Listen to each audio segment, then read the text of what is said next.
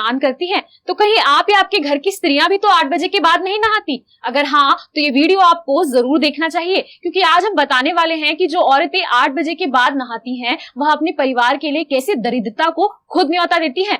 तो दोस्तों, हमारे शास्त्रों में स्नान करने को दैनंदिन सदाचार कहा गया है। आप चाहें तो मनुस्मृति पुराण उठाकर देखिए, या विष्णु पुराण, या फिर गरुड़ पुराण।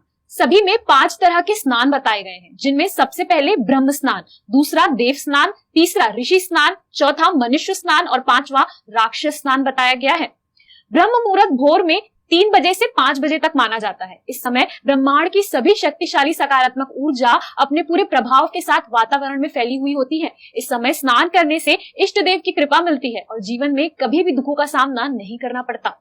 इसके बाद जो लोग सूर्योदय होने के बाद 5 बजे से 6 बजे के बीच किसी नदी में या फिर अपने घर में ही हर हर गंगे या किसी और नदी का नाम लेते हुए स्नान करते हैं, उसे देवों का स्नान माना जाता है। ऐसा करने से जीवन की सभी समस्याएं दूर हो जाती हैं। इसके बाद जब तक आकाश में सूर्योदय नहीं होता, केवल तारे ही दिखाई देते हैं, उस समय के स्नान को ऋषि स्नान माना जाता है। और जो लोग सुबह 6 से 8 बजे के बीच में स्नान करते हैं, उसे मानव स्नान माना जाता है। साधारण मनुष्य को 8 बजे तक नहा लेना चाहिए, क्योंकि जो लोग 8 बजे के बाद नहाते हैं, ऐसे लोगों के स्नान को राक्षस स्नान कहते हैं। और अगर घर की स्त्रियां 8 बजे के बाद नहाने जाती हैं, तो वो अपने घर में खुद दरिद्रता को न्योता देती हैं। जिस घर की औरतें 8 बजे के बाद नहाती हैं, उस घर में माता लक्ष्मी भूल कर भी प्रवेश नहीं करती, क्योंकि घर की स्त्रियों को रसोई घर में सुबह से ही रहना होता है। तो जो औरत बिना नहाए रसोई घर में प्रवेश करती है, उसके पकाए हुए अन्न को जो भी ग्रहण करता है, उसके अंदर काम, क्रोध, मद और लोभ जैसे बुरे गुण आ जाते हैं।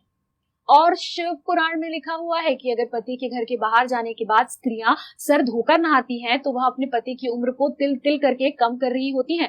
रामायण में श्री राम ने बाली को जिस समय मारा था, उस समय उसकी पत्नी स्नान कर रही थी और अपने केशों को धो रही थी। तो पति के घर से बाहर जाने के बाद अपने केश धोकर नहाने वाली स्त्रियां खुद अपने पति के लिए कलंक बन जाती हैं।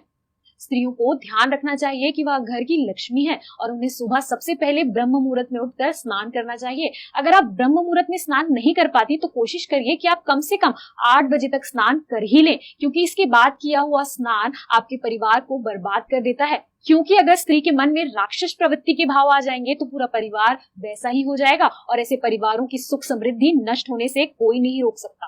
पहले के जमाने में औरतें खुले में नहाती थी और सुबह ही बाकी लोगों के उठने से पहले नहाकर आ जाती थी। और पहले 20-20 लोगों के परिवार एक कमाई से आसानी से पल जाते थे, लेकिन आज 4 लोगों के परिवार में 4 कमाने वाले हैं, फिर भी खर्चे पूरे नहीं होते, क्योंकि पहले के जमाने के लोग स्त्रियों को लक्ष्मी मानते थे और वह सुबह ही साफ सुथरे कपड़े पहनकर रसोई घर में प्रवेश करती थी। तो घर में सकारात्मक ऊर्जा का माहौल रहता था। ऐसे में माता लक्ष्मी उनके घर और परिवार पर अपनी कृपा करती थी। लेकिन आज की स्त्रियां सुबह ही 8 बजे के बाद होती है, तो ऐसे में घर में माता लक्ष्मी कैसे प्रवेश कर पाएंगी?